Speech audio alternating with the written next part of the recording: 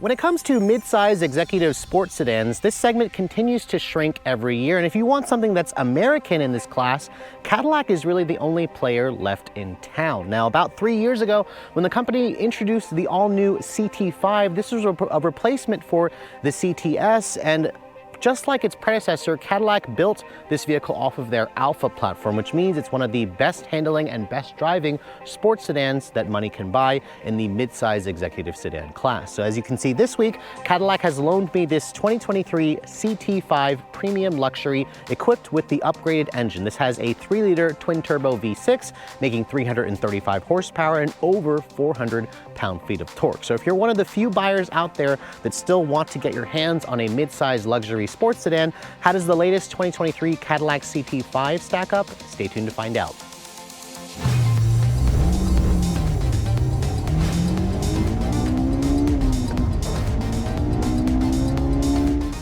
Now, because the exterior design is still pretty much the same as when we first saw this vehicle back in 2020, I want to show you guys what's underneath the hood, because the CT5 definitely offers a special powertrain in the segment, and you can also get this powertrain for a lot less money versus its main 6-cylinder rivals.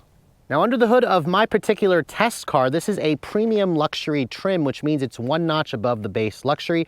And for about $3,500, Cadillac will equip this car with the company's signature 3-liter twin turbocharged direct injection V6. It's known internally, I believe, as LGY.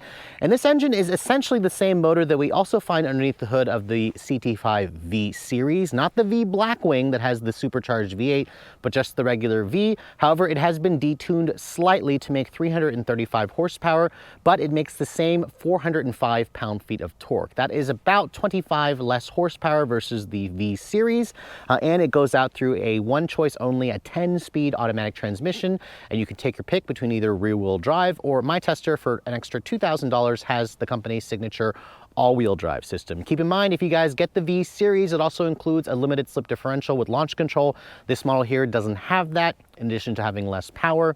So if you get the rear-wheel drive model, you cannot get a limited slip differential. You have to go for the V series. In terms of fuel economy, this is rated to get 18 in the city, 26 on the highway. Premium is going to be recommended for the best performance. It has about a 17-gallon gas tank, and Cadillac claims this model with all-wheel drive should get to 60 in 5.3 seconds. We've actually never tested it, so we'll see what we can get in our real-world testing. I believe it has a top speed of around 156 miles an hour, and with the V6, this is a heavier vehicle. It weighs in at just over 3,900 pounds. But let's go ahead and close up the hood, and let's talk about the styling of this vehicle, because if you guys like the look of the previous generation CTS, this is a very evolutionary change in terms of the design. In fact, the fact that Cadillac even changed the name to CT5 confused the heck out of me when I first saw this car 3 years ago, and seeing it now today, I think the design still very much looks attractive. It just doesn't quite stand out in the way that something like the Genesis G80 does. That, for me, is probably the looker in this segment, but people in this segment, they tend to like something that's a little bit more conservative versus more flashy. It's all going to come down to your personal taste. You can see the grille. My tester here, being the premium luxury, doesn't have the sport-oriented grille. Instead, we have the new Cadillac logo, of course. You have this kind of interesting two-tone look for the grille, where it's a bright silver here with a black chrome at that portion, at the top portion of the grille. You can see the headlights. These are their art and science design theme headlights, where you have full LEDs, LED low and high beam, LED daytime running light, massive LED turn signal, no fog lights, surprisingly. This is actually just an accent light when you have the vehicle's headlights on. And then some of the vents here are fake, but some are also functional. You can see there's a black painted front splitter. And overall, let me know in the comment section below how you guys think the design has aged for this car. I think I love the kind of angles and rectangular shapes that this vehicle has, and I think that it's, for me, one of the more attractive but also more conservative offerings. Now, moving around the side profile, you can see this is built off of the Alpha 2 platform, so it's technically an evolution of the third generation CTS. This is, you could think of this vehicle as the 4th generation CTS if you want to get rid of the silly CT5 name. And the CT5 is a big vehicle. Its wheelbase is a little over 116 inches long, and its overall length is just shy of 194 inches long. So this is about the same size as an E-Class or a 5 Series, a little bit longer than something like the Acura TLX. Acura doesn't technically have an RLX, nor does Lexus have a GS or an Infiniti Q670 anymore. Now, looking at the wheels, you can see these are actually the standard wheels on the premium luxury. They're an 18-inch wheel with these Michelin tires.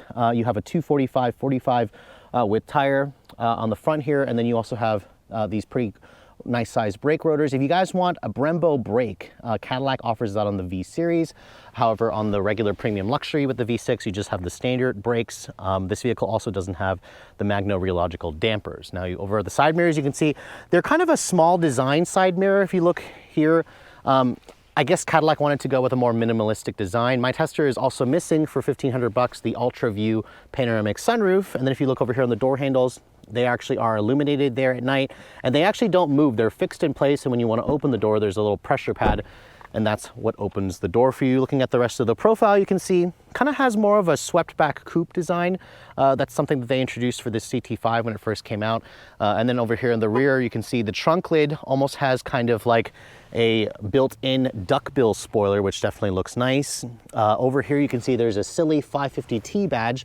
That's supposed to be the torque in Newton meters, and then you can see the taillight design kind of is similar to the headlights, where you have that kind of tall length LED tail light with an LED turn signal. Down here you can see there's the reverse light in the center, along with your dual chrome exhaust tips, which are a little bit more rectangular in shape. Now, opening up the trunk, you can see a power opening and closing trunk is available. My tester is missing it, and this is where the CT5 falls a little bit short of some competitors. Its trunk only measures just under 12 cubic feet, which is definitely on the small side. You can see there is a 60/40 pass or split fold down rear seat, which is nice. And then underneath here, you can see no spare tire. Instead, you just get a little bit of storage underneath there. But overall, if you guys want a bigger trunk, its competitors definitely offer a little bit more space in that department.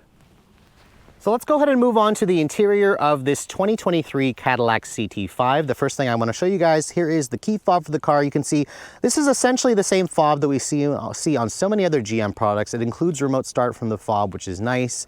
Their intelligent access key is standard. There's a Cadillac logo here. And for those of you who have access to the app via your smartphone, if you're owner of this vehicle, you should also be able to use your phone to start, lock, and unlock the vehicle. Now, getting inside, you can see I mentioned earlier, the door handle is illuminated at night. There's a pressure pad. You just push the back of that pad, and that will unlock the door for you. Now you can see my tester's red exterior is complemented by a jet black leather interior. You can also get like a caramel or a beige color if you'd like, which I probably would go with the lighter color, but this is a very classic color combination.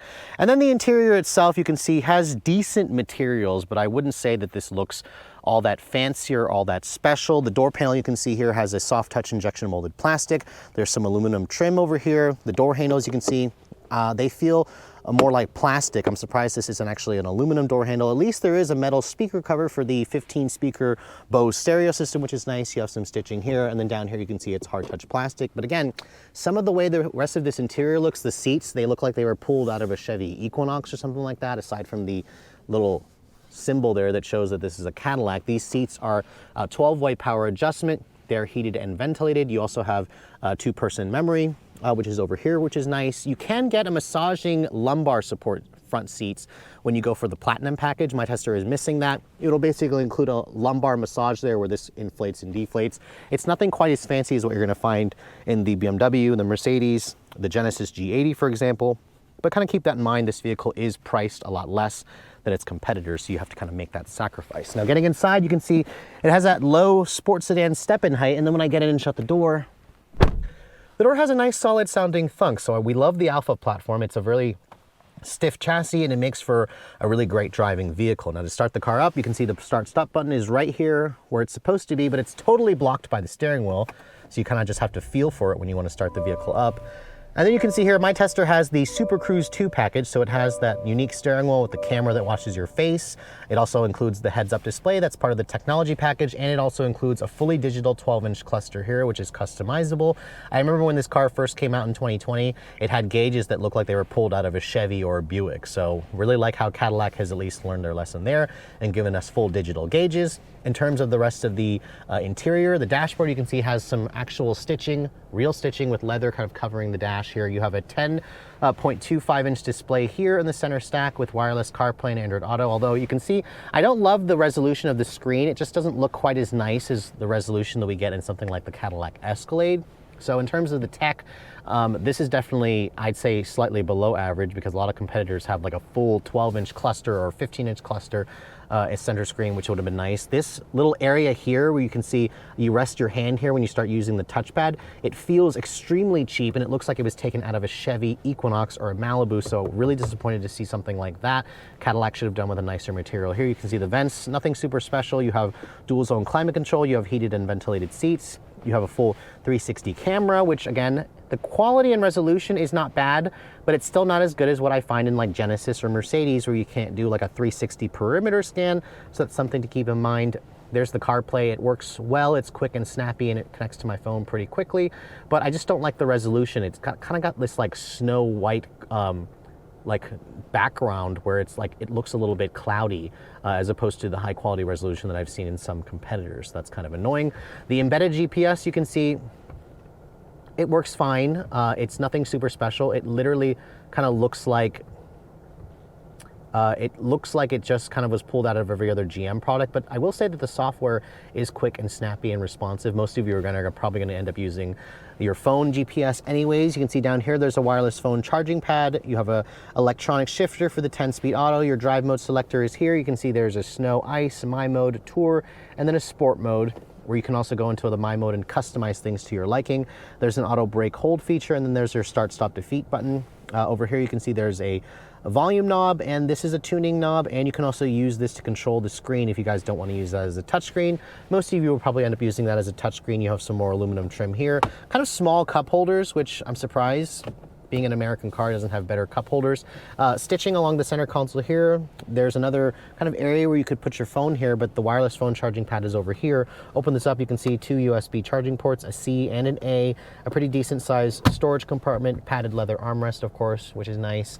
You have some LED map lighting here. My Tester is missing the sunroof, so instead you get more headroom. These seats they're okay in terms of comfort. The leather could be softer. Now there is a semi-aniline leather that you can get on the Platinum package, but my Tester doesn't have it, so these are more of the standard seats. They just don't look all that luxurious. So again, I've just seen better looking seats in some competitors. The glove compartment you can see is a bin style. It's damped and it's lined with felt. And then the Bose stereo system sounds pretty good. It's about what you expect, especially considering how good the audio systems are in this segment. There's a digital camera review mirror that also is included with the Super Cruise package. You can see that it seriously improves the rear visibility, which is good because the side mirrors are very small, as I mentioned earlier. The horn, it sounds pretty much normal. It doesn't sound puny, which is nice. You have controls, of course, for your Super Cruise, for your audio controls. You have a power tilt and telescoping wheel, which is nice, and along with these metal paddle shifters behind the wheel. And then you also have a heated steering wheel, which is great during the winter. So overall, this front seat area hasn't really changed since it came out in 2023, aside from the availability of Super Cruise and the all digital display.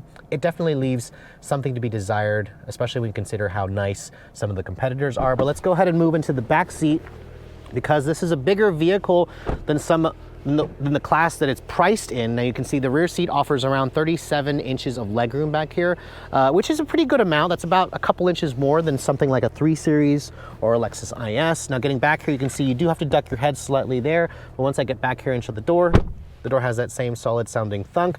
You have soft touch materials on the rear door, so it's kind of carried over from the front seats, which is nice.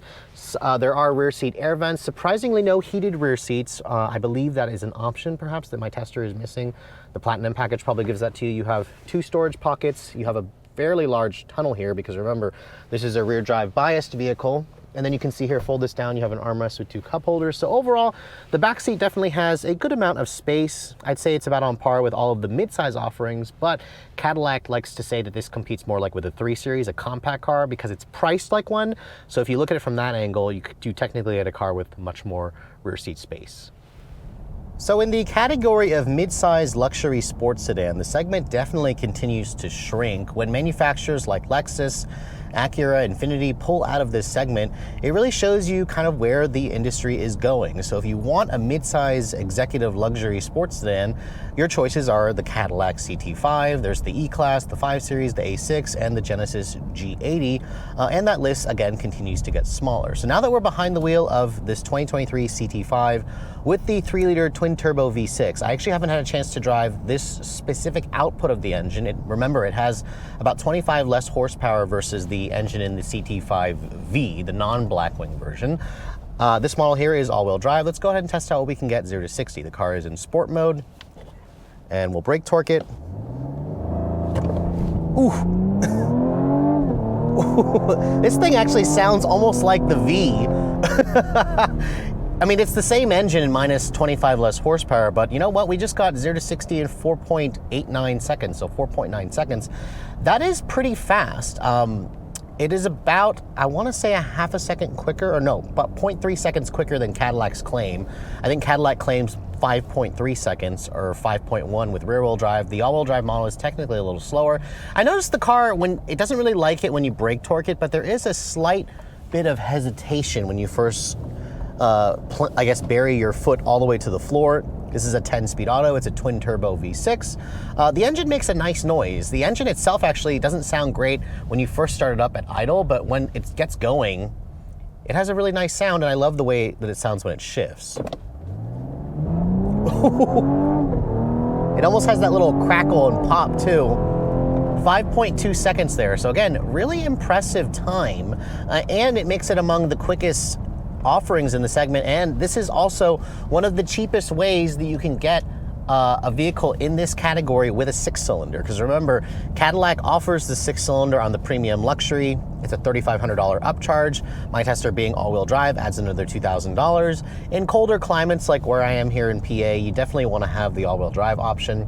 But what I love about the CT5 is, just like the CTS, in which this vehicle replaced, it's built on a modified version of the Alpha platform that also underpins cars like the Chevrolet Camaro, and this vehicle drives extremely well. In fact, the steering is really sharp, tons of feedback. The suspension feels really solid. It's a little bit firmer in terms of the ride quality, but the chassis of this car just feels really sporty. It feels willing, it feels very nimble, it hides its weight really well, which is not something I can say about a competitor like the Genesis G80 or the Acura TLX, the Type S, which you could compare to this vehicle as well. But the Genesis and the Acura, they just feel heavy. They feel more like luxury cars. This feels more like a sports car, a sporty sedan.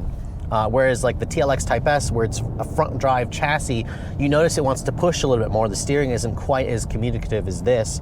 This car just feels like I'm piloting a BMW, actually, and that's kind of the same thing that I said about the CTS, or this, in general, this Alpha platform. It's just a really great chassis.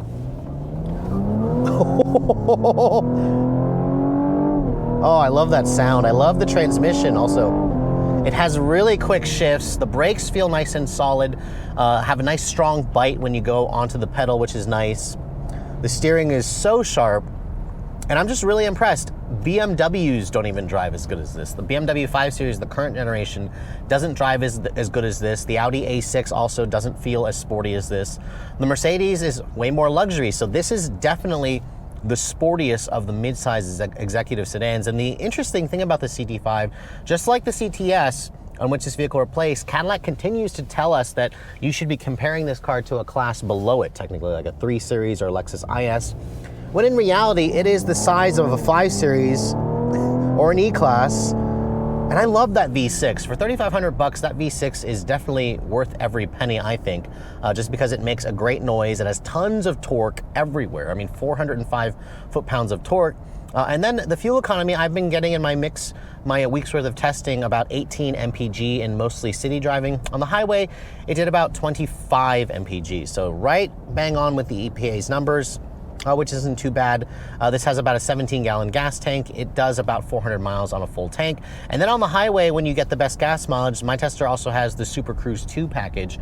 It's a pretty pricey option for $6,900, but it includes a lot of other things like the technology package, the climate package and whatnot. So the Super Cruise 2 package basically adds their Super Cruise hands-free driving on the highway, where this vehicle will do auto lane changes for you. It works really well. It actually allows for true hands-free driving on thousands of miles on the interstate, where you can leave your hands off the wheel for hours, perhaps, if you guys can go that long without having to stop to use the bathroom, for example, on a longer trip. But overall, where the CT5 continues to fall short, however, is in terms of luxury. This vehicle feels like a sports sedan, but it doesn't feel like a luxury sedan. The seats, I find them to be okay in terms of comfort, but the rest of this interior just kind of reminds me again that I'm like in a Chevy. It just feels like I'm in like a Chevrolet Impala or a Chevy Malibu, aside from the, the fully digital instrument panel here and the Cadillac logo.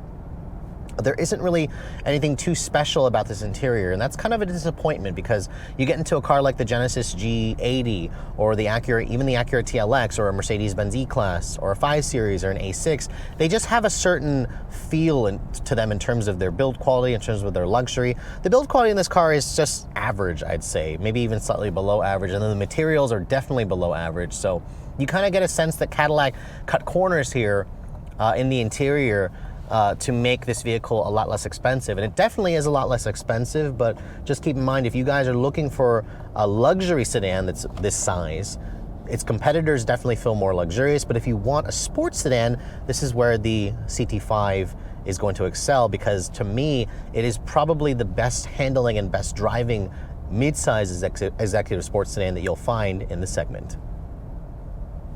So last year, all of the news was all about the CT5V Blackwing, which I actually spent a full week and I took a long road trip in that vehicle. However, most people are gonna end up buying just the regular CT5 because remember, this is a mid-size luxury sports sedan, and with Cadillac selling almost 16,000 of these in 2022, it did surprisingly well. This vehicle actually outsold cars like the Genesis G80, the redesigned one, and the Audi A6. The BMW 5 Series only sold about 4,000 more units versus Cadillac. And then the sales leader is the Mercedes-Benz E-Class, with Mercedes moving almost 50,000 units. But still, nearly 16,000 units is a pretty big win for Cadillac. Their sales overall were up in 2022. So there's obviously something that they still have done right here. And after spending a week with just the regular CT5 premium luxury, I have to say there is a lot to offer here if you guys are an enthusiast. This, to me, is the best driving and handling mid-size luxury sports sedan that you're going to find. It just feels really nimble. It feels really stiff. It feels like a sports car as opposed to a sports sedan. Really, where this car comes up short is in the interior. It doesn't feel like a luxury car. Yes, it has most of the tech features that you want, and the seats are surprisingly comfortable. I think I definitely have sat in more comfortable seats in this particular segment. The back seat has a decent amount of space. The trunk is small, but as long as you're okay with that, you want something that's the best driving and that also gives you one of the best powertrains in the segment. Remember, this V6 is kind of a steal at $3,500. You can get a 6-cylinder model like this for around $45,000, $46,000. Remember, if you want a V6 or a 6-cylinder in this car's competitors, you're gonna have to spend at least $10,000 to $15,000 more. And that's kind of where the CT5 offers a lot of value. Even something like the Genesis G80 with the 6-cylinder is going to start at around $5,000 more versus where this car is priced at, because for around $38,195, that's going to get you the 2-liter turbo 4-cylinder. This premium luxury that I'm showing you is what opens you up to the V6 as an option, and that's about $4,500 extra. It'll include things like adaptive cruise, the Bose stereo system, the actual leather in the interior, so it's kind of a worthy upcharge to go to the premium luxury. Now, my tester, of course, with the Super Cruise 2 full driver assistance package and the 6-cylinder and all-wheel drive, and $1,200 for this red color, along with $1,400 for the destination, comes into just over 59 grand as tested. Now, I will say that it's still missing a panoramic sunroof for another $1,500, but still around $60,000 makes this car a lot less expensive than its competitors by $5,000 to as much as $15,000. So kind of keep that in mind. And Cadillac is essentially giving you the same powertrain in the V Series, but compared to a Cadillac CT5 V Series, this is about $7,000 less expensive. So it's kind of the hidden gem in the lineup. As long as you don't need the limited slip differential and you don't really care for the V badges, the CT5 premium luxury with the 6-cylinder is certainly worth a look, especially if you want something that's more of a sleeper mid-size luxury sedan. But with all that said, I hope you guys have enjoyed my full overview on the brand new 2023 Cadillac CT5 premium luxury. If you're also looking to see the latest cars I'm testing, be sure to follow me on Instagram at redline_reviews, like us on Facebook, and as always, guys, please keep subscribing to the Redline Reviews YouTube channel for all the latest reviews. Thank you so much for watching. I'll catch you all in the next video.